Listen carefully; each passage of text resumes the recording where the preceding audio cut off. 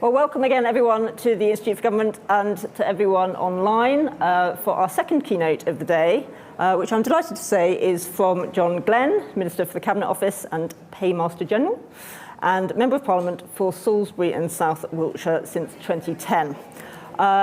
Normal drill for this event, for all the events, same as we've been doing throughout the day, we'll be tweeting from IFG events using the hashtag IFGGovd24. So please do follow, and, well, we don't tweet, do we? We X along. And if you're online, please do start sending in your questions via Slido, which will ping up on my iPad here, and I can put to the Minister later on. So I should say we're particularly pleased to be joined by John today, because his recent ministerial career spans many of the aspects of government that we at the Institute are most interested in. As CST, he kicked off a review of public sector productivity for the Prime Minister, and now at the Cabinet Office he has turned his attention to civil service reform, a subject very close to our heart. This afternoon we'll be launching our annual Whitehall Monitor report, looking at the size, shape and performance of the civil service, and we may have given the Minister a sneak preview. So we're looking forward to hearing what he thinks about our conclusions. So, great. John, over to you. Thank you very much, Hannah. Well, good morning, ladies and gentlemen. It's a pleasure to be with you all here today. And I would obviously like to start by thanking the Institute for Government for hosting this event, and I'd like to thank Hannah for her engagement leading up to it. I enjoyed her blog yesterday and did manage to skim the Whitehall Monitor as well. Today I want to outline the next steps of civil service reform and how I will build on my predecessors' work to make the civil service a lean, keen and productive machine. But before I look to the future, I would like to look to the past. Modernisation and reform have always been a crucial part of the civil service. In fact, the modern civil service was born out of a report, as I'm sure many of you know, from 1854, one that argued the case for urgent reform. The Northcote Trevelyan report focused on creating a permanent civil service based on integrity and honesty. Now, I'm paraphrasing here, but the report ends by stating, our priorities are to provide efficient public servants, to foster merit, to overcome the fragmentary nature of the service, to get the best people, to encourage good work, to improve the structures of central government.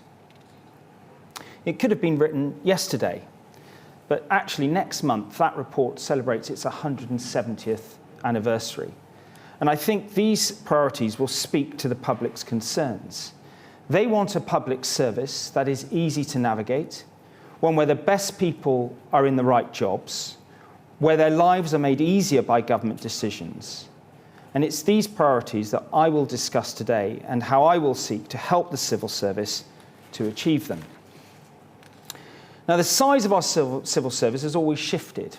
It shrunk following the financial crisis after 2010. In 2016, it grew to deliver Brexit, and it grew in 2020 to respond to the pandemic. It's clear that as the world changes, the civil service must change too. And this is right. The public would expect an adaptive and agile service, one that can respond to the big challenges facing the country. Just think of the furlough scheme, the AI Safety Summit, or all the work that's gone into making us one of the highest performing education leaders in the world. These are significant achievements worth remembering. It is also worth remembering the range of roles in the civil service. They make up our government departments, agencies, and public bodies. But they're also the people who translate the policies of politicians into action. They work incredibly hard. But crucially, and we need to remember this, hard work does not always equal great productivity.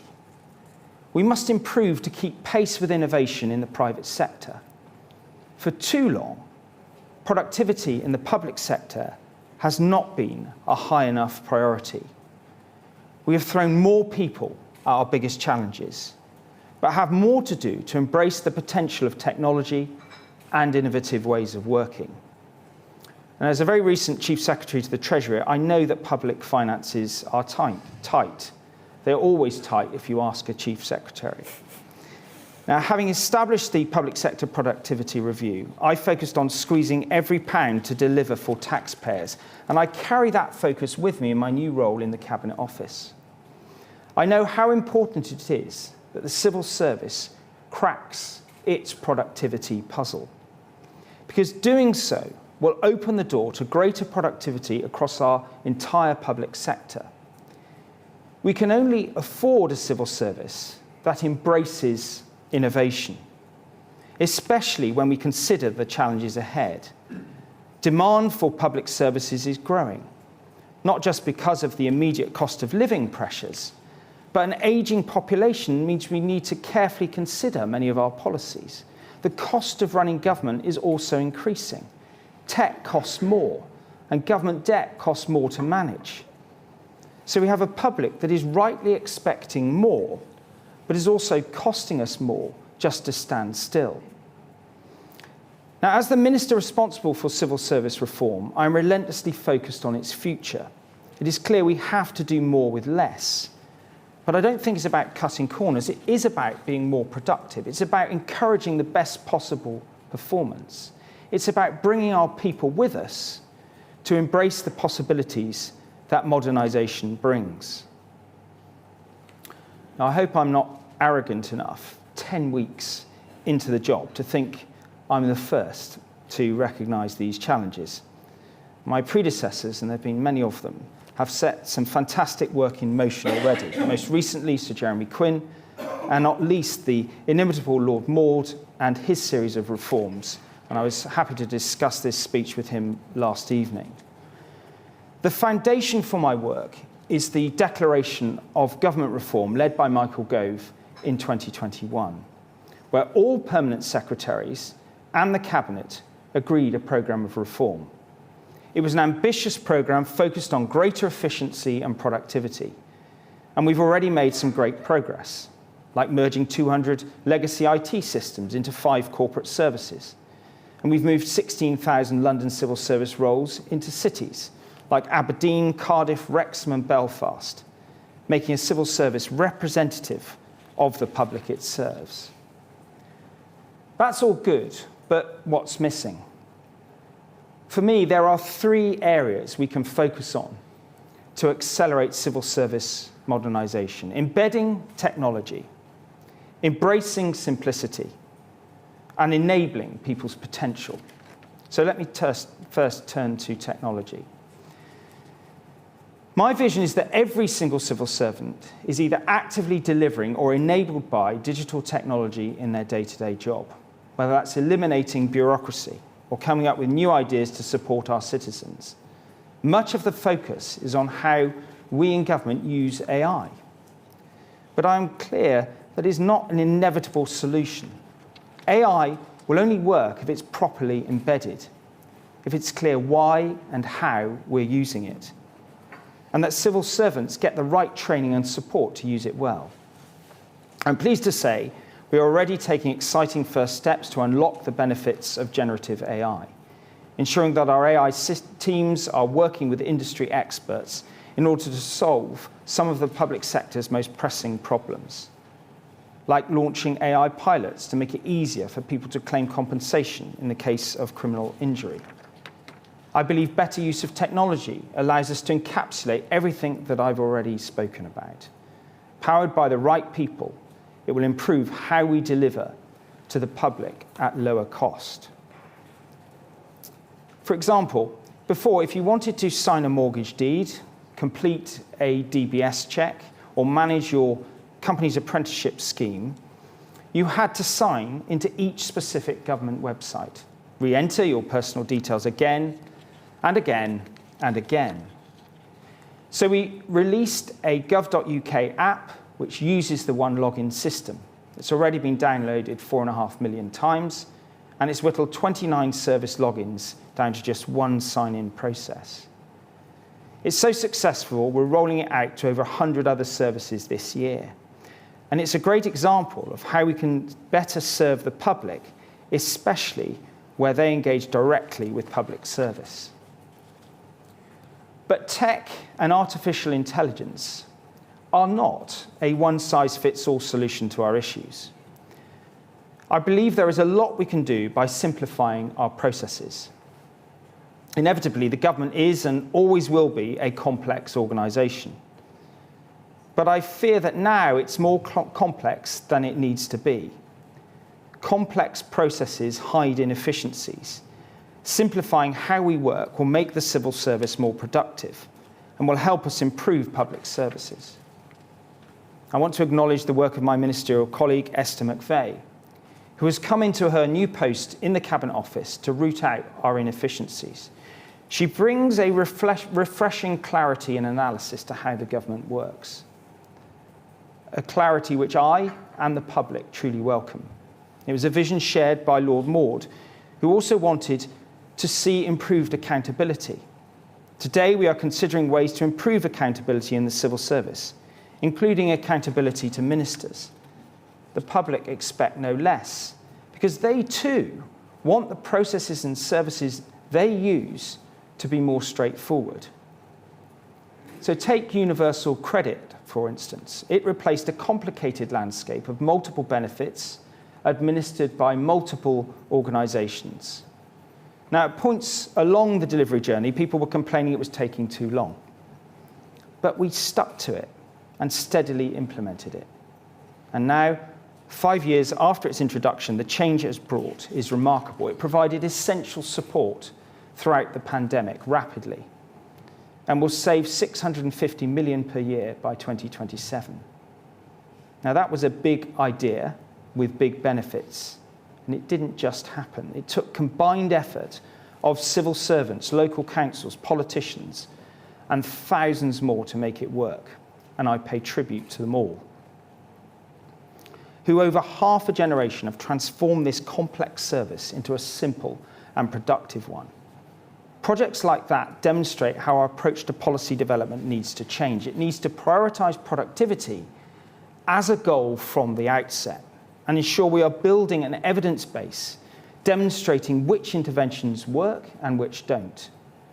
But it's not just the public-facing work we need to reconsider. We also need to reevaluate the labyrinth of processes that make up the back offices of government. And that means doubling down on the function reforms agenda that Lord Maud began, which is why we introduced functions in 2013 to raise standards of specialist work across government. Renewed approaches to functions like commercial, finance and project delivery have delivered £7.8 billion in efficiencies between just the 2 years, 2020 to 2022. But we need to go further and actually create a way of doing things that gets things done well and done quickly. So let me give you a specific example of the kind of efficiency I'm talking about. Now, let's say you're a new civil servant, it's your first day in government department. You need to get an ID card, but security clearance is a rigorous process, and for some, that can take many months, so you only get a temporary pass. You need a laptop, but IT don't have one available, so you have someone else print out all your induction material, and you remain offline for a while in a very online world. It's now a couple of weeks. Without proper access to the building, you don't have a laptop and you don't have an online account. And to resolve each one of these pressing issues, you have to speak to a different person. Now, does this sound productive to you? Of course it doesn't. From launching a job advert to getting that new civil servant sat at their desk takes an astonishing, on average, up to 115 days. Now, we can, we must, and we will do better, which is why we're piloting a new model to make one person accountable for this process end to end, making sure that new starters in the civil service can start quickly with all their needs met and be productive from day one. And that leads me to the final focus for my speech today, people. Undeniably, people are the civil service's greatest asset. But I believe that the current system is letting us all down and doesn't enable our staff to achieve their best. Complex structures mean that measuring progress can be difficult. Our ways of incentivising high-quality performance are limited. People feel like the only way they can progress is to shuffle roles, all leading to dissatisfaction, which of course results in the civil service churn being too high. It's a serious challenge for us, one which the IFG says costs the public nearly 36 million a year on recruitment, training and loss of productivity. We know that pay isn't everything for civil servants, but it is undeniable that it is a deciding factor for them to move roles. Pay, too, can prevent the external talent the civil service desperately needs. Only 1 in 5 successful senior civil service recruits is external. And vacancy rates for crucial digital and data professionals is at 15%, which undermines our digital transformation ambitions. So my ambition is simple: a smaller, more skilled civil service that is better rewarded. Its simplicity masks the challenge, however, in implementing it. But I believe the time to make that change is now, which is why I'm pleased that we are reviewing our pay framework for digital and data professionals to ensure these roles can compete with similar roles in the private sector, especially those that will be at the forefront of AI delivery. Not only will this attract and retain talent, but it will also save the taxpayer money, with savings of up to 270 million by reducing reliance on expensive contractors. My message to today's tech leaders is this: yes, the civil service is doing everything it can to compete on pay, but no tech giant, no FTSE 100 company, no unicorn anywhere will ever compete with the level of work that you will do in the civil service. Now, I've been fortunate enough to work in a number of government departments alongside many great people, and some of them are here today. And when I reflect on some of those people, and I'm loath to name any of them individually, the commitment that they showed me and the determination to give me good advice and to go the extra mile was legendary and instrumental in me being able to achieve, or anything that I was able to achieve, if that can be judged. Now, that environment often comes down to the culture our line managers create. And they help improve performance, giving their teams clarity, support, and accountability. When line management is done well, it is transformational. Now, there are over 100,000 civil servants with line management duties. And if they're good at their job, this can improve productivity by providing clear expectations, training, and support for their teams. We also know that standards of performance management can too often vary between teams and departments. Staff might not be getting full, honest feedback that helps them address issues or help progress their careers at the right pace. And that is why we'll be setting out the line management standards we want across the civil service. I think this must be the bit that Playbook referred to as the Christmas day for wonks, because it's obviously quite technical. But providing the support to managers they need to achieve these is critical. Yet in some cases, consistently underperforming staff can languish in roles or move between departments without properly addressing the reasons for poor performance. And in the worst cases, managers can too often feel unable to remove consistently poor performers. Now, that is a problem that needs a solution. The public sector, as I experienced it in the private sector. As one who used to work for me, I see at Accenture here today. Which is why I'm pleased to announce that I will work with civil service leaders to review our performance management approach. And this will build on the best practice already happening across much of the civil service. And it's only fair to our staff that we support them with proper, honest management. But let me be clear, we are not dodging our responsibilities to deal with bad performance. Where there is consistent poor performance in a very small minority of staff, we must take necessary action to address that. It's something which is a cause of real frustration for our civil servants, particularly senior civil servants, some of whom can feel they have to tiptoe around a colleague's lackluster performance, or have to work extra hard to make up for it. It's just one of the many things that frustrate them, which can be resolved by better management. Another is working from the office. And there is no denying that there are many benefits to colleagues working all together in the office. People can be more productive, and complex tasks can be overcome more efficiently. Now, I've already set out the expectation for staff to be in the office at least 60% of the time, and I believe that our senior civil servants need to set an example as leaders, and I want to consider how this expectation can be baked into our management of senior staff, which is why we'll be making this distinction clearer for senior civil servants at the start of the performance year. Ultimately, I want staff to bring themselves, their ideas, their passion, and their dedication into the office to tackle problems together.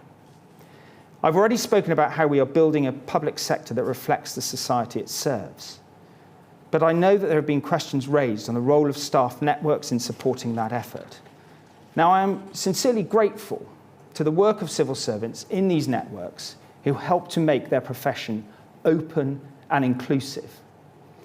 And the data in the Whitehall Monitor today, I think between pages 59 and 61, proves that. It speaks to the vibrancy and dedication of our staff. But managing these networks should not become a second job. I believe we have an opportunity to improve how these networks operate and ensure that they do not impact our broader productivity. So I've been working with my ministerial colleague, Esther McVeigh, to look into how staff networks operate across the civil service, and we will be publishing guidance shortly. We must also ensure these networks uphold the civil service's long-established rules on impartiality. And that's why we're introducing new impartiality guidance, which will support civil servants to remain objective when engaging in diversity and inclusion work. We must make sure our civil servants can express themselves and maintain the trust and confidence of the public. So, ladies and gentlemen, we have seen, whether it's in 1854 or 2024, our civil servants have the capacity to adapt to the challenges of the day. But we must adapt today to prepare for the urgent challenges of tomorrow. And over the next 6 months, I will address these and other civil service priorities, including the use of consultants in the public sector, the responsibility of public bodies to the government. But for today, I want to reaffirm the kind of civil service I want to help create, a civil service that can meet the productivity challenge that I've set out, where the most innovative and inspired minds are called to serve, to stay, to be successful and fulfilled, where our processes are born of robust evaluation, where innovation supports how people actually use our public services. And our citizens deserve nothing less, and I believe we can do so much more to serve them better. So thank you very much for listening, and I look forward to the Q&A now. Thank you.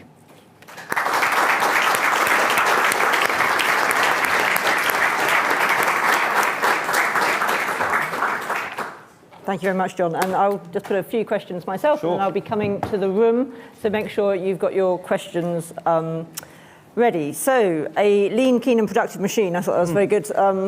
Little... Good speechwriter I've got. Indeed. And we've also, of course, got Jeremy Hunt's commitment on headcount cuts, getting the numbers of the civil service down to pre-pandemic levels. But how can we make sure that the civil service actually reflects what it is that ministers want it to do, rather than thinking about numbers per se, being lean, being smaller, as you said? How can we ensure that we don't just end up cutting civil servants and adding consultants, because there hasn't been that strong change in prioritisation from politicians about what they want the civil service to actually be doing?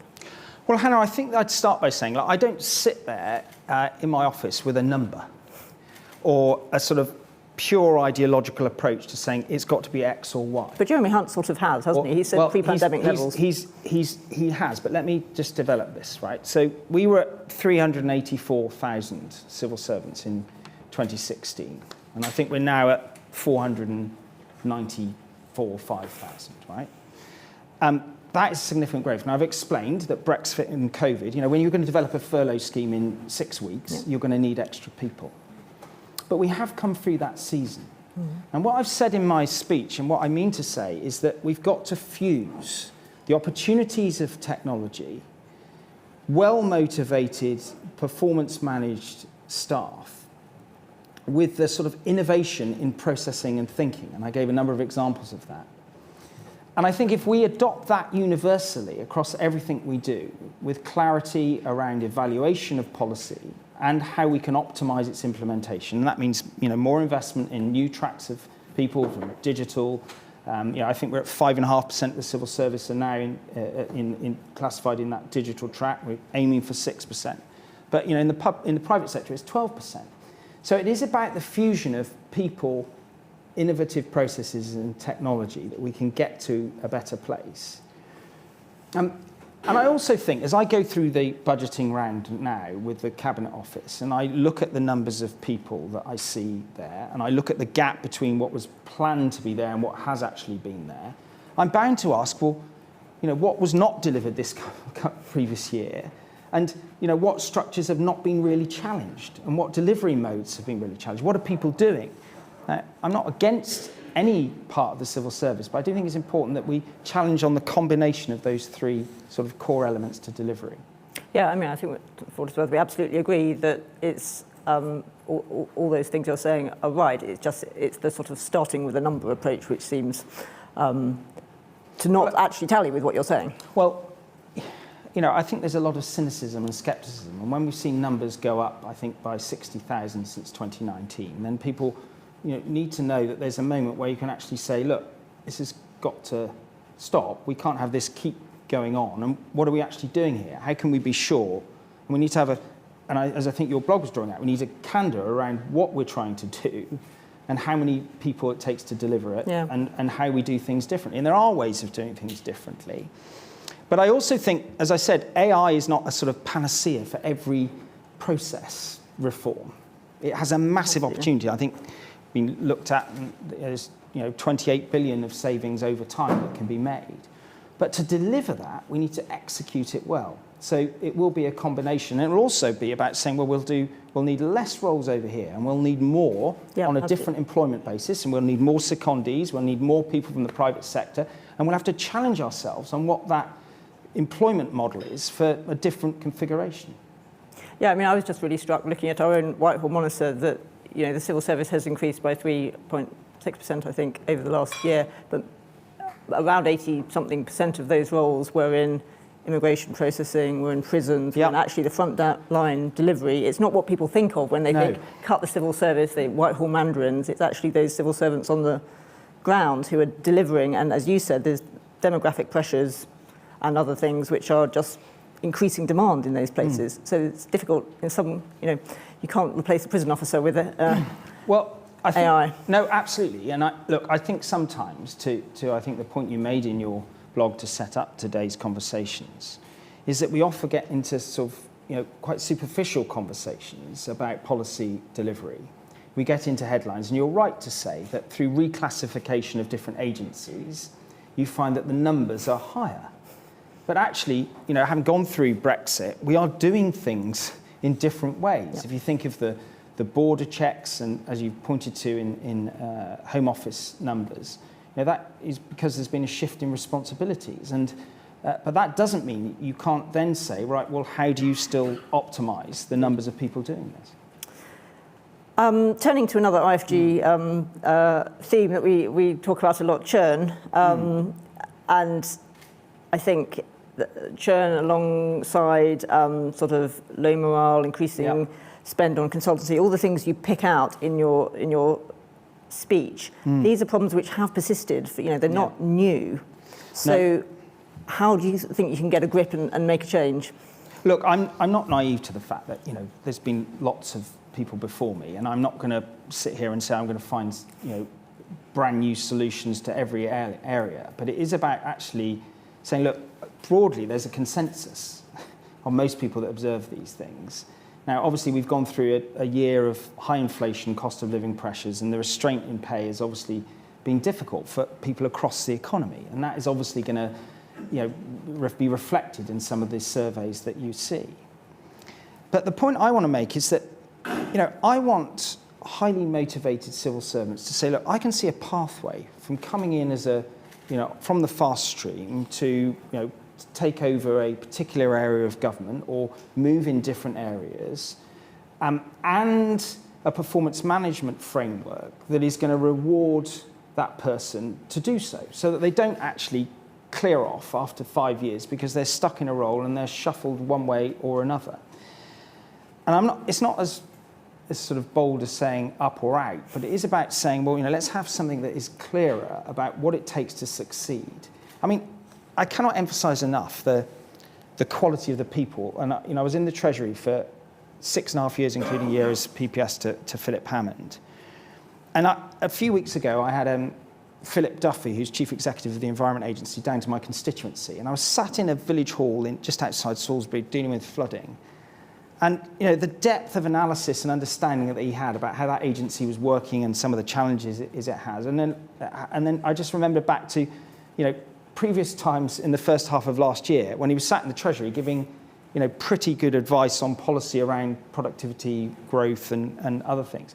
So we've got fantastic people all across at all levels, but we've got to give people the opportunity to progress their career and not feel that they're sort of compromised by a performance management process that doesn't, and similarly, that doesn't do justice to their aspirations.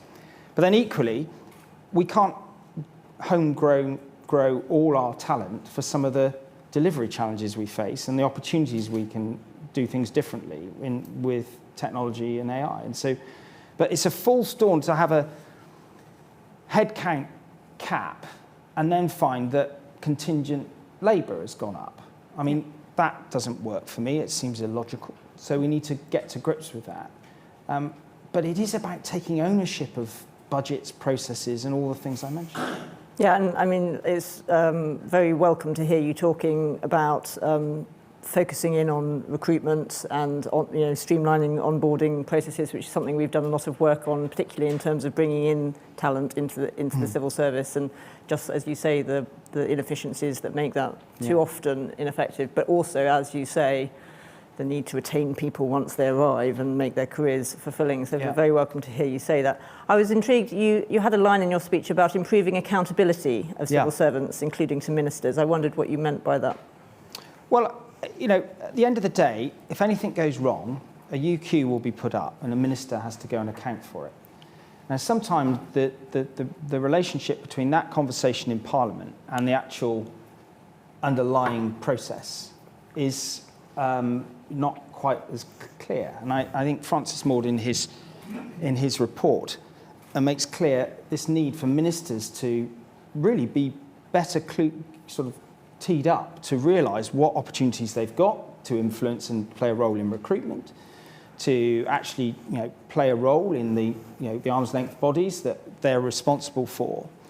And so it is about the professionalisation and clarification of what role the minister should play in holding arm's length bodies to account. And of course there's quite a range around non-departmental public bodies, executive agencies, and a whole range of arms length bodies. Now, it's unrealistic for an individual minister to be involved in the day-to-day running of all of those entities.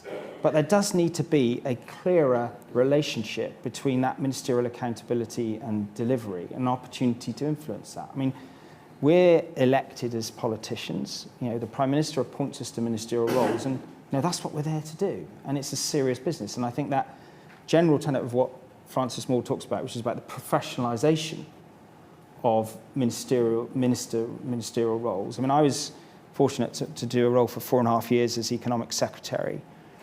And whether I achieved anything or not is not for me to comment, but I did recognise that doing a job for 4.5 years, I think the longest anyone had done that particular job, was certainly welcomed by stakeholders because they had a familiar face. Now, politicians can't control that. There's one person who can control that, as the Prime Minister, and obviously he's got a range of pressures, or she has a range of pressures, which we've seen over recent years.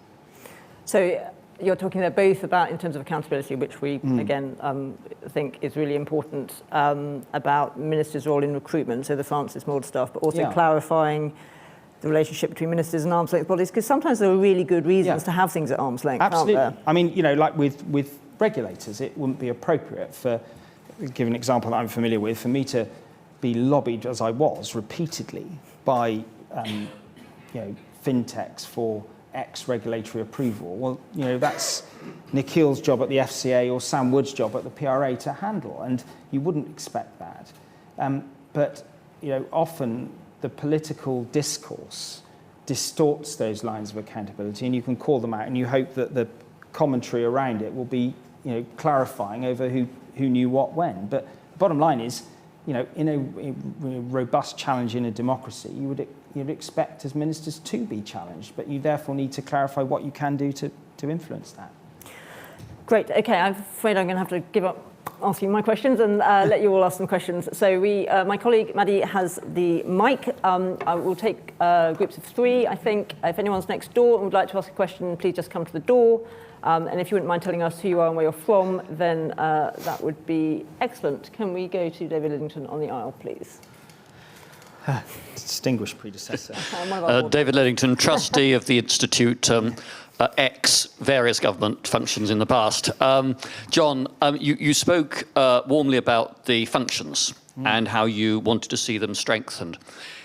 Is it perhaps time that the functions also became more centrally involved in the public spending reviews and allocation of budgets to departments, so that the money and the people would be there and provided for as part of a project management approach to try and tackle some of these difficulties we've seen in multiple departments over the years under successive governments about budget overruns, timetable overruns, and so on, particularly if it's a cross-departmental priority where too often the lines of accountability are very unclear and nobody wants to say it's their baby and it's their job to deliver it. Thank you. Would you like to pass it just forward to Dave here? Hi, Dave Penman, General Secretary of the FDA. The union represents the most senior civil servants.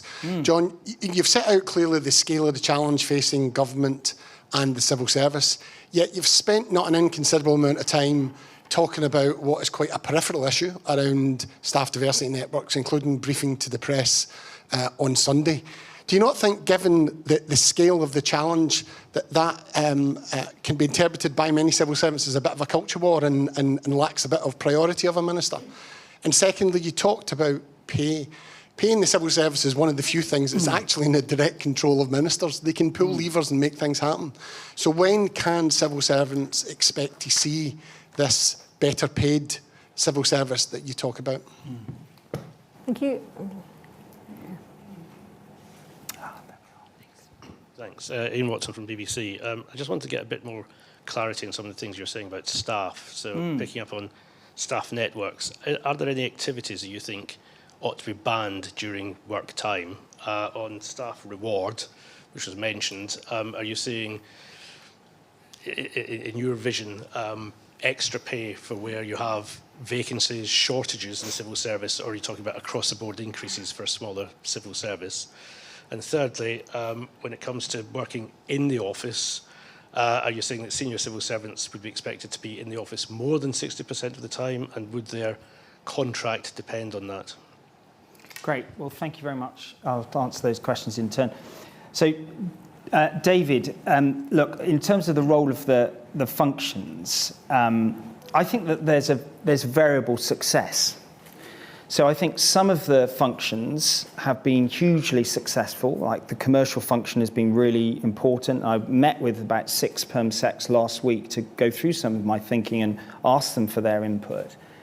And, sometimes that commercial acumen, that core that's coming out of the core function can be instrumental in delivering in gains. But I don't think it's true everywhere. And I talked about recruitment and on the people side, where I think there's a great deal of frustration across the civil service around the efficiency of that. But the point that you drive at is this whole issue of ultimate control. And this is what Francis was talking to me about last evening, where you can get a conflict between a departmental accounting officer and the function. And then, the Treasury has an annual process of budgeting. And I think generally we should try where possible to look at, making that multi-year where we can. But, what we're trying to do here is ensure that the spending control is informed about what levers that are needed to actually manifestly deal with that control. And I think there does need to be closer alignment. As a former Chief Secretary until middle of November, I had different spending teams who were quite rightly concerned about what was happening in the budget this year, what was the unspent budget on Ardell and on capital, and what was happening. What I didn't see very much was understanding of how you could influence those. And I think that is something that needs looking at. Now, there are some quite radical suggestions in Francis Moore's report around the organisation of government, which I don't think I'm going to be able to address this year. But I do think there needs to be better alignment. I think that's what I would say on that. And I think the functions also need to evolve. The model that existed in 2013, if we think about the digital opportunities that exist now with AI, how's that best delivered? With the GDS and CDDO, what's the right now?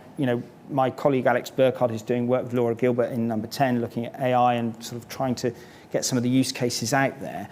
But we must always be challenging ourselves as what's the optimal. So, for example, with the Government Property Agency, is that in the right shape, the right configuration to actually be the property agency of choice across Whitehall? Probably not yet. So we've got to look at that. So I think it's complicated, and we've also got to be.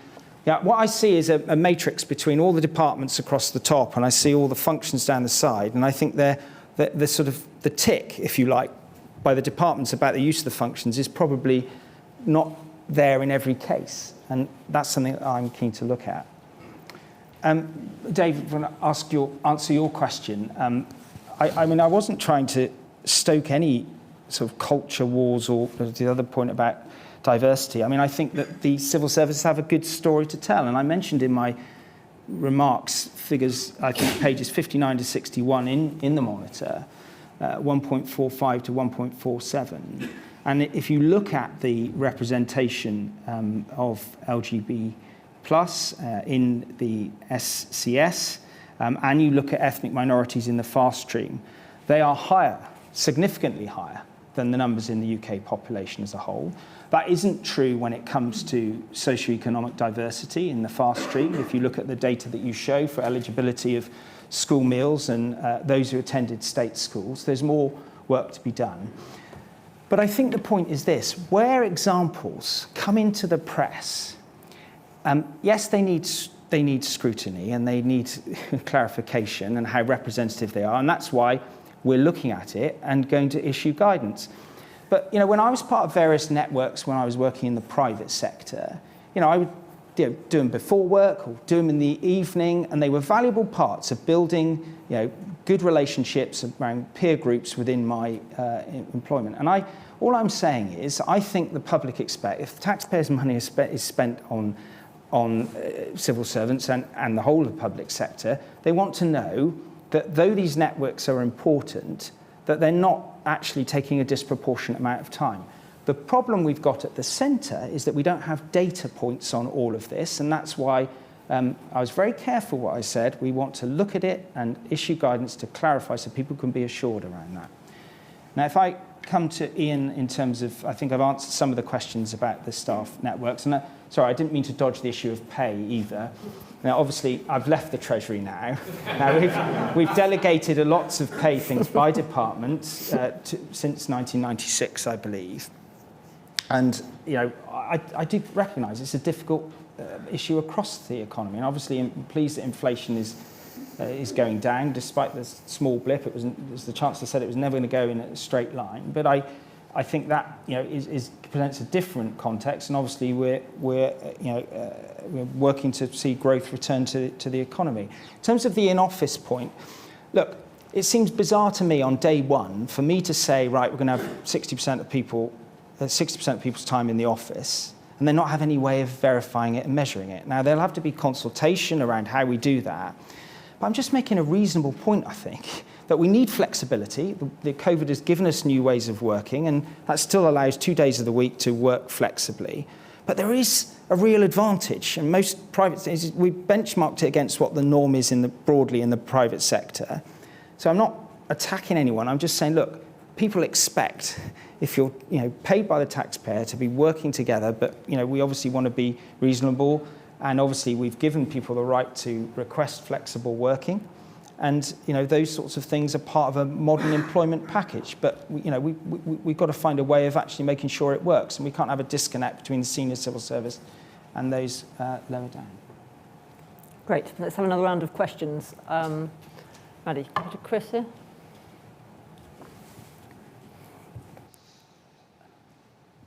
Thanks. Chris Smythe from The Times. I mean, just to follow up on pay, really, it sounded like what you were saying, you're accepting quite a lot of the logic of the IFG's critique of pay squeezes, which that it's a false economy in terms of driving consultancy spend, meaning that good people leave and encouraging churn. Is the logic of what you're saying is that the quid pro quo for a smaller civil service getting it back down to pre-pandemic levels is that civil servants do get better paid, they do get a pay rise, and therefore you get good, better people into it and government becomes more efficient? And were you saying at the other end that you also therefore need to just make it a lot easier to get rid of poor performers and get them out of the civil service entirely? Thank you. Other questions? Gentleman behind you, Maddie. Thank you. Graham Pendlebury, a recently retired senior civil servant from Department for Transport. Okay.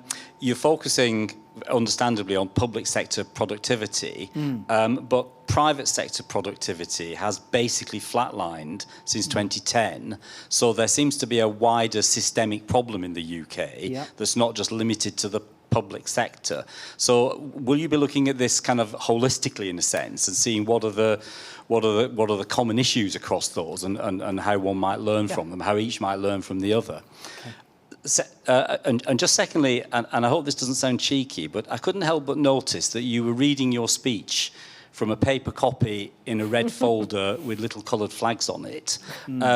How is that an example of lean, mean and digitally enabled government, Minister? I think it does sound slightly cheeky. I don't mind. I'm going to take an online question. You had a lot worse. I'm going to take an online question from Tim Durrant. Civil service churn is undoubtedly an issue in government, but over the last few years, we've also seen huge amounts of turnover among ministers, which is equally, if not more, damaging. How can political parties reduce their churn? Yeah, well, I think it's three excellent questions. Look, on this issue, Chris, of pay, performance management, and look, there's a different sort of contract around pensions, job security, and so on. So, what we've got to do is get the balance right. But performance management is really important. I do want people to be paid more when we can verify their performance. Now, that's a broad principle that I think works. Now, when I was in the private sector, and I do accept you can't totally map one on the other, but we need to map more of it. Those that were doing well were rewarded better. But similarly, those that were not able to raise their game, were asked to say, well, this is, perhaps not the right place for you, not just shuffle to another role. Now, I'm very aware that the performance management shows that only 2 to 3% of people, apparently, are below standard. But what I don't have is confidence that we have universal performance management that deals with that. And should we be looking at new ways of driving up performance overall by having, and in some workforces you probably would have that. And I can see also, with different, when I was the Economic Secretary, I worked with UKGI. They have a very different model of working than, if you're working in a job centre, for example. So we've got to be appropriate, but I'm not, it needs a serious look at, because at the moment I don't think it's universally working well. So yes, I do want to have higher pay where it's linked to performance management improvement, but there is a corollary of that around, actually saying, well, some people need to be let go more swiftly.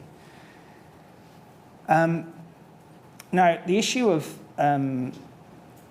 public sector productivity against private sector productivity, of course you're right, and I'm not denying that. I'm here to talk about public sector productivity, and I think the issue of overinvestment in people as a solution to the productivity puzzle, rather than actually investing in capital and technology, is true across the public and private sector. So yes, absolutely, and that's why the Chancellor has is keen to put the sort of incentives in to encourage people to invest in capital, to make the economy more productive. But that's obviously been challenging recently on the back of inflationary pressures and higher interest rates. Now, to your second point about my speech, look, I would be very happy to put it online, but also if I'd have fluffed my lines, you would have all, and the journalists in the room would have loved it. And so it'd be better for me to deliver it, hopefully reasonably coherently. But you're absolutely right, we should look at using that. And if I look in the House of Commons, for example, when I started 14 years ago, we used to have all the papers for select committees laid out and printed out. Now, nobody uses them, because obviously we all use iPads. And so we do need to use technology and apply that, obviously, universally. To Tim's question, just remind me about that, was about turnover? Turnover of ministers, how political parties can reduce sure. churn of ministers. Well, I think there's much deeper problems here on all sides, around the people that are going into politics. We live in a world where, there are some disincentives to go into public life. The sort of scrutiny you have, we all know that. I'm not complaining, I don't want to, but what I'm just saying is, what is the aggregate pool looking like, and what are the motives of those people that go into it? Now, in terms of the specific question of churn of ministers, well, it's not something that I can personally do anything about. When I was sat in my office in the Treasury on the Monday morning preparing for Treasury questions the next day on the 13th of November, and I was passed a note by my private secretary saying the Prime Minister wants to see you in a couple of hours, I do what I'm asked to do. I was and I'm happy to serve. And the point is, I did work for Eric Pickles for 3 years as his PPS, and he was in post for 5 years. David was in his post as Europe Minister for 6 years. And I think that is, and I told you about my job, so it does help when those roles, and Francis Maude famously was in his job for 5 years. I think that is ideal. But the interaction with politics is often meaning that you don't get that. But I think it is desirable at all levels. And there's been some really good examples where I think after about 12 to 18 months, you begin to really master your brief if you're on it. And I think that's a great advantage. And, I don't deny the point, but I can't do anything about it personally. Okay. I think we've got time for one last round of questions. So, sure. Maddie, David in front.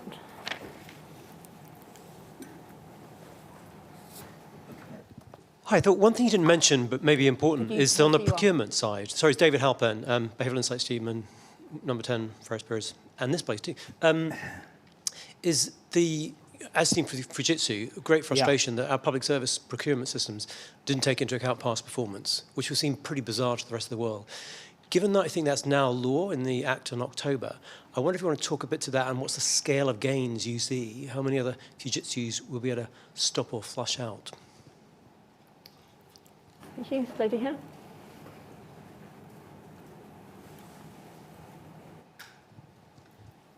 Penelope Gibbs, Transform Justice. You talked a bit about the recruitment backlog and the time it takes. Has government vetting of civil servants got out of hand and disproportionate for the jobs that they're going to do? Great. Thank got you. One final question?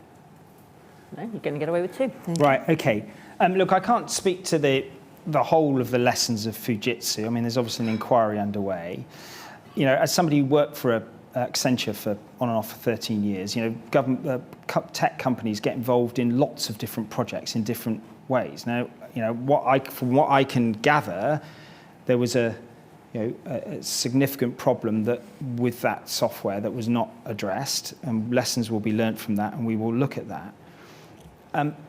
But I think what we need is intelligent customers in government that can actually interrogate opportunities. When I was in the Treasury, we were in the process of recalibrating NS&I, I think broadly to look at what dependency existed on one firm. And we should always be doing that. But to be honest with you, ministers need very clear commercial and specialist advice on some of those matters. And then they need to drive the accountability. So I think it's a difficult question to answer universally with great clarity. But I do think, when you've got hundreds of contracts from some of the big tech companies across Whitehall, that's not optimal. And it goes back to David's question about actually reforming the functions so that they're effective and fit for purpose to drive the productivity and efficiency that we need. On the vetting service, I think the vetting service has improved quite significantly and stabilised quite significantly in recent times from what I've been told by officials and my ministerial colleagues. Your question was about the sort of the depth of it and so on. I'm not really sure how to answer that. I think what we do need is we need speed and clarity. We need sensitivity around dealing with individuals. But it's an area where I think, actually we should universalise a single process as quickly as possible, because whilst different departments have different needs, we should perhaps aim to stabilise it at the highest level and then deliver it efficiently as possible, because people, it's part of that recruitment problem. We're not doing it efficiently enough, and we really ought to. We ought to be able to recruit people and manage them in swiftly. It's the mark, I think, of their first interaction with a service that they may spend many years in. Great. Well, will you join me in thanking John for a really fascinating time? Thank you. Thank you very much. Thanks everyone for joining us. We've got 3/4 of an hour now for lunch. Do come and join us for some lunch, and then we'll be back after lunch for our general election countdown panel. Thank you.